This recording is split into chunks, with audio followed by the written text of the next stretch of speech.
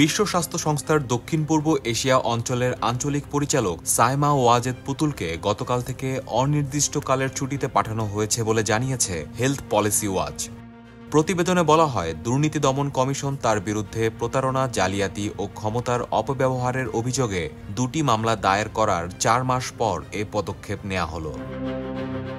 WHO মহাপরিচালক Tedros গ্যাব্রেয়াসুস একটি সংক্ষিপ্ত অভ্যন্তরীণ ইমেইলে কর্মীদের জানান, সাইমা ওয়াজেদ গতকাল থেকে ছুটিতে থাকবেন এবং সংস্থাটির সহকারী মহাপরিচালক ডক্টর ক্যাথরিনা বোহেম তার স্থলাভিষিক্ত হবেন। তিনি আরও জানান, বোহেম আগামী মঙ্গলবার নয়াদিল্লিতে SEARO দপ্তরে যোগ দিবেন।